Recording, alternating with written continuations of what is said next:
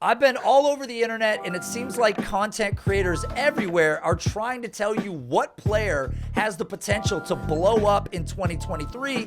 If you're a Dynasty player, I think you're really going to love this one. We may have found that guy. Check this out.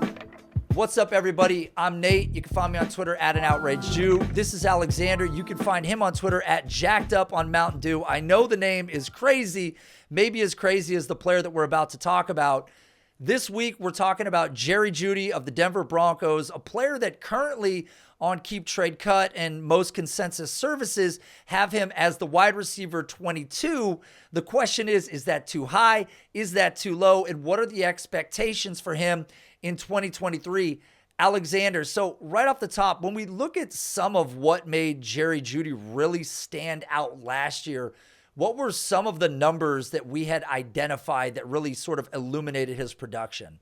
Yeah, I think it's his yards after catch, his separation, his catch percentage. So if you go through those, he was seventh in yards after catch above expectation, first in average separation, and the top 16 in catch percentage. Which, I mean, people knock him on his catch percentage, and if you relative to his peers, he's kind of actually doing pretty well in that regard. So, but the two that stood out the most were yards after catch and average separation. That's kind of what we've expected to see from Jeudy over the years. I know some of what really stood out in Jeudy last year was what we saw him doing with the deep targets. I mean, last year ranked number 12 in the NFL with 24 deep targets, which incidentally was something that his quarterback Russell Wilson, who we're going to get into in a little bit, did quite a bit of last year. But it's what he did with the ball in his hands after the catch, especially deep, which was something that really caught my eye. Last year, Jerry Jeudy, who had basically a 26% deep target rate, which ended up being essentially top 14 at the position when we look at 10 targets minimum, that put him essentially neck and neck with a guy like A.J. Brown. He was actually ahead of A.J. Brown in yards after the catch per deep target.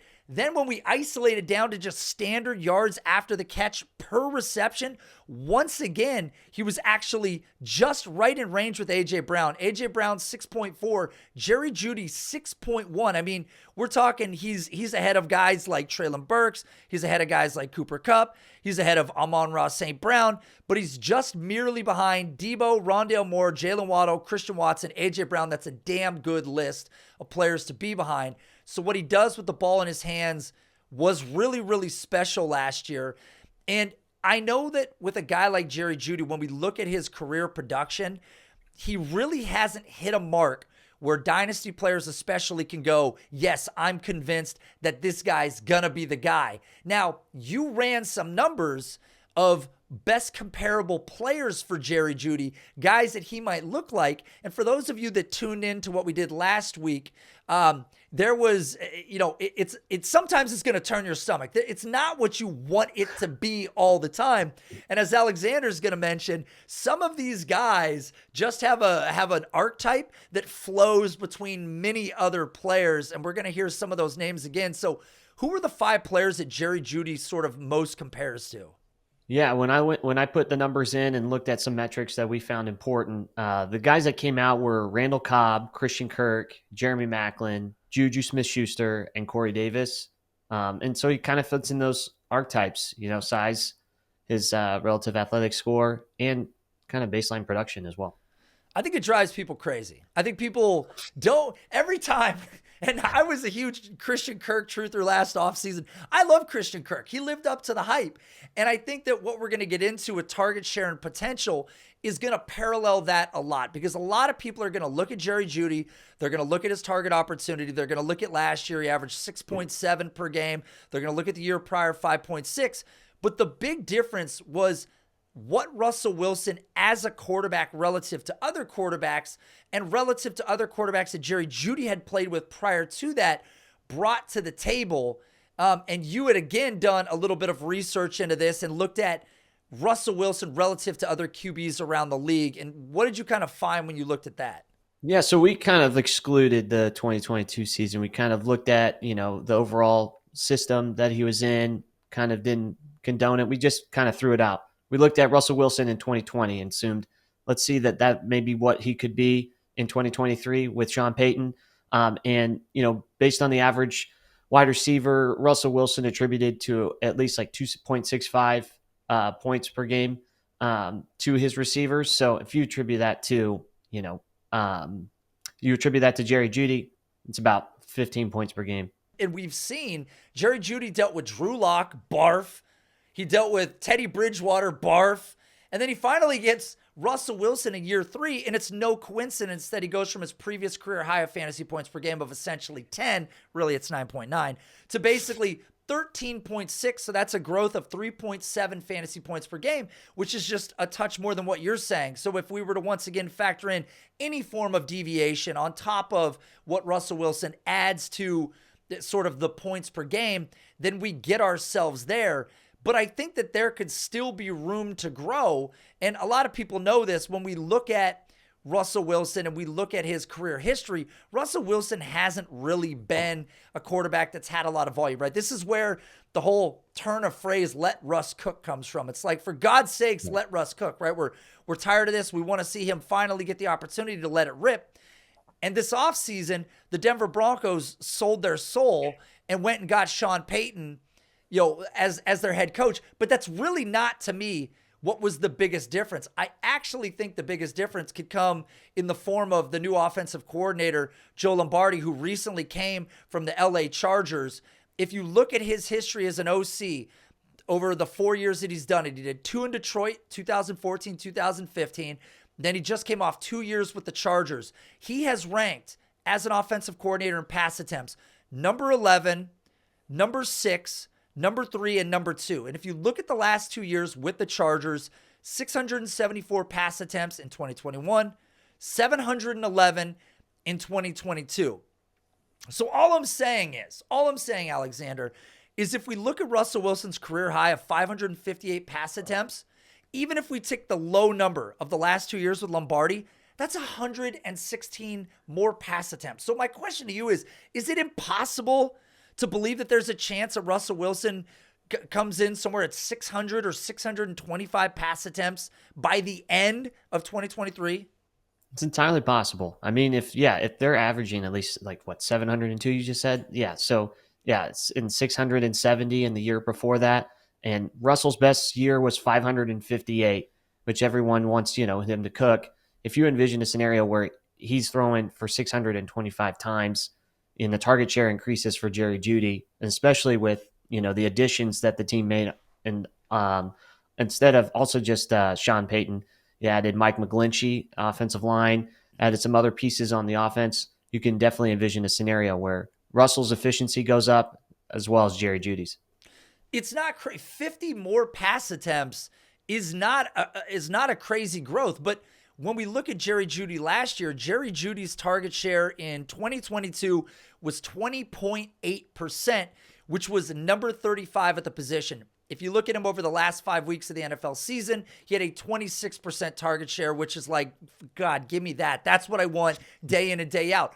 Now, if Jerry Jeudy, if they turned it up for Jerry Jeudy, even 1.5%, which is not crazy. 1.5% is nothing at all.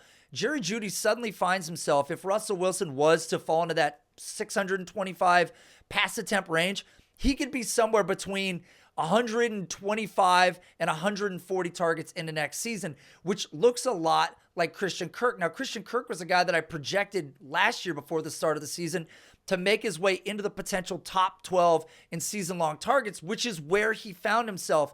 And this growth potential that we're talking about right now, I think is the catalyst to get him there. But what's really special about Jerry Jeudy, and I think this goes underappreciated, last year the guy almost got to 1,000 yards on 100 targets. So he's basically, and look at his rookie year, 856 yards on 113. He's essentially automatic for 1,000 yards, right? I mean, isn't that what we're seeing within his profile? Oh, absolutely. Yeah, he definitely is falling in. You just got to round it up at this point because it's so close. You got to assume that he has kind of hit that mark already. And once he hits that mark, I think maybe the perception in the community kind of changes with that. So, yeah, if he hit that 1,000-yard mark, changes the perception. And then just going back to your point about when Drew Brees was still slinging it back in 2016, he threw for 673 attempts with Sean Payton. and then the year prior 627. And Russell Wilson is still in his relative end of his prime. You can still envision 625 attempts is definitely still capable for him. And definitely in his prime. What, Russell Wilson's 34? Look, Yeah. I'm older than 34. I wake up and feel pretty damn good. I know Russell Wilson wakes up, maybe a few bumps and bruises, aches, game to game. But the other thing about this is a team that really doesn't have a run game either. So when we talk about a team that last year had a trail rate in most of their games of basically 58%, which was basically in the bottom 10 of the league, the defense projects to be a little bit better this year, but they don't have a run game with Javonte coming back, questions about what his health will look like. Listen, even if you hear people say that he's coming back and he's going to start, and even if he plays week 1, there's a lot of historical data that says that he's not going to be the player that he was prior to the injury, or even the player that they thought his ceiling could have been prior to the injury. You're going to see diminished return. So after that, we've got Samaje Perine, Tyler Batty, whatever. None of these players are really going to do it for you. So I can still see the pass attempts being way up there. The other thing that kind of blows my mind, when you look at NumberFire, who's considered sort of one of the better analytics-based websites, they've got Jerry Jeudy projected for 129 targets, 82 catches, 1,082 yards. Here comes the kick in the nuts, though. They also have Russell Wilson projected for 550 pass attempts. So in the hypothetical theory that I'm throwing out, where Russell Wilson does throw the ball 50 more times, because by the way, if he only threw it 550 times, that'd be like Joe Lombardi's worst season by a mile. But if he crests over 600, they've already got Jerry Jeudy at 130 with Russ throwing like he normally does. So if that gets turned up a little bit, necessarily that means he goes up. So Jerry Jeudy at 140 targets is a pretty juicy potential prospect when we look at him. So again, the other thing that I love about this that Lombardi brings to the table is pace of play. Now, these two offenses aren't exactly the same because we saw a lot of Eckler coming out of the backfield, dynamism, what he brought to the table.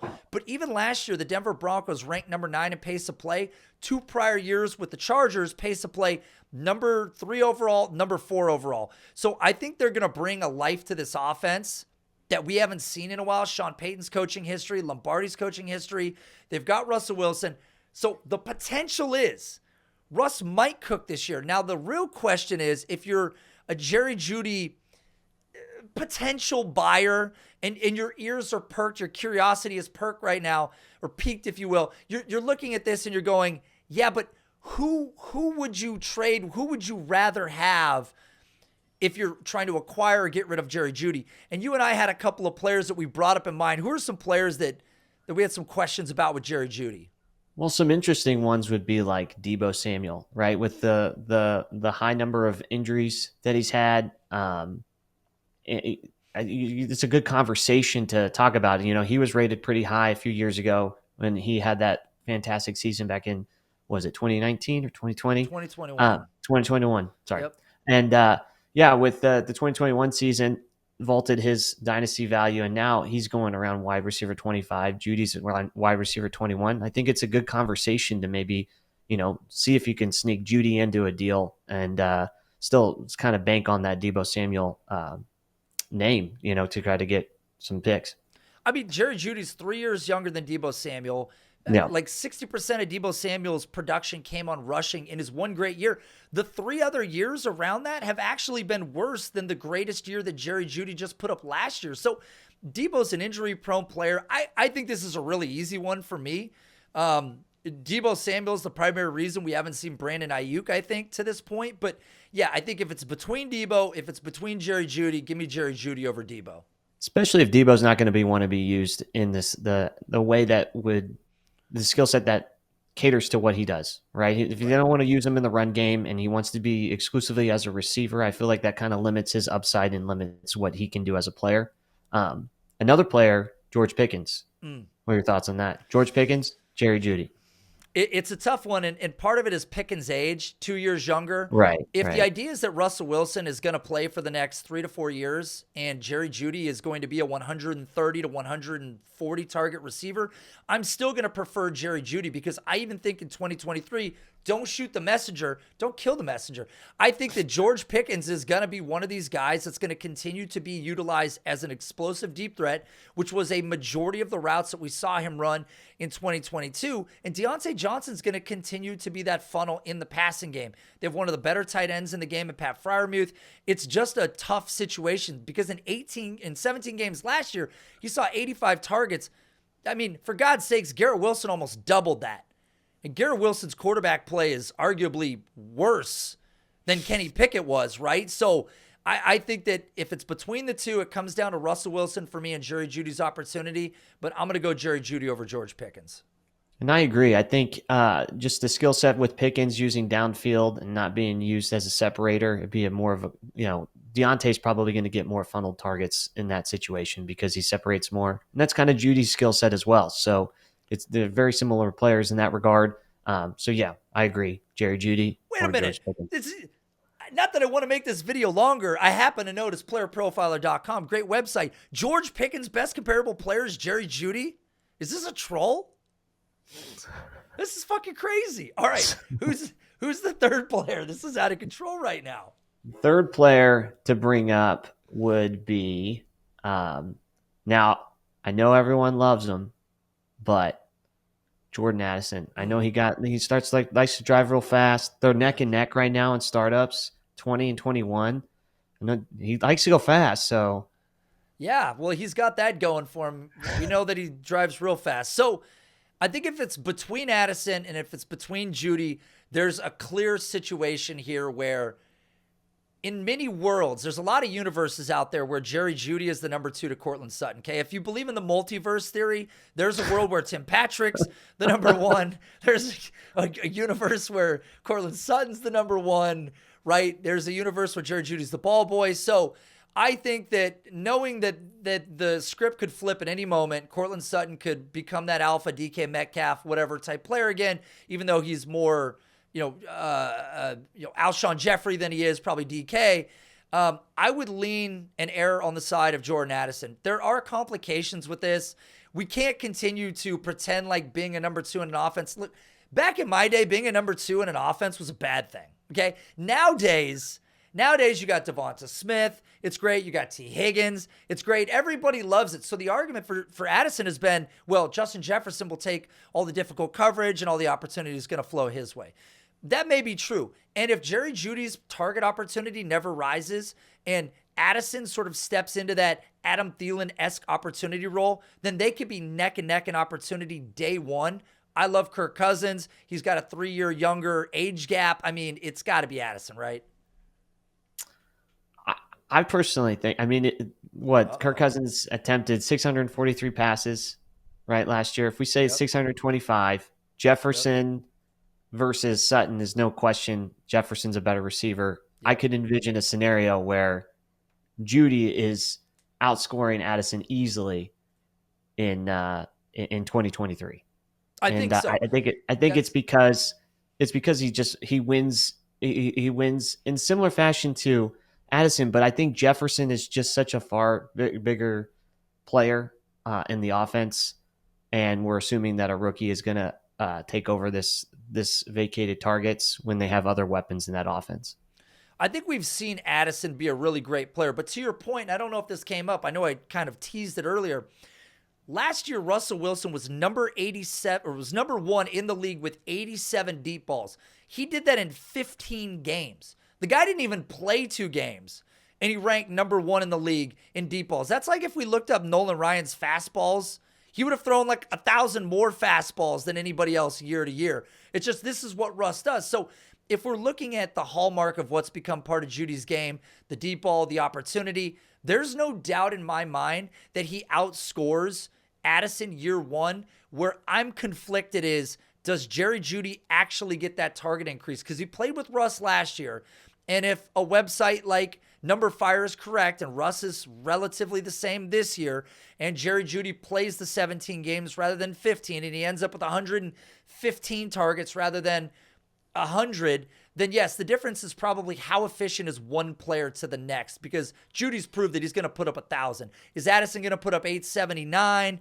Is he going to put up 900 and come up short of that? I can see that debate. I just think that when we look at target share for target share, my true concern, Nerf gun to the head, is that maybe Jerry Jeudy doesn't hit that number that I'm saying there's potential for, and Addison just kind of levels with him.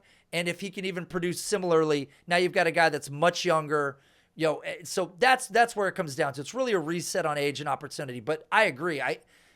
Again, multiverse theory. Jerry Jeudy could beat him in all universes except this one. I don't know. I don't have this. I haven't worked this math out yet. We got to go do some quantum physics or something. So is there anything else that you want to say about Jerry Jeudy before the lights go out on this video? Okay, fine. So he didn't have anything to add. I will add this, though, to the video. Guys, website's getting close to launching. We're working on the algorithm and the rankings. The site's on a secret staging location that nobody can see in a hidden garage way off somewhere on one of these planets in the multiverse. Go check out dynastyrankings.com. Go enter your email. Updates are soon to come in the future. Make sure you subscribe to this YouTube channel. Alexander and I are going to try to be putting out 2 videos a week, probably starting next week.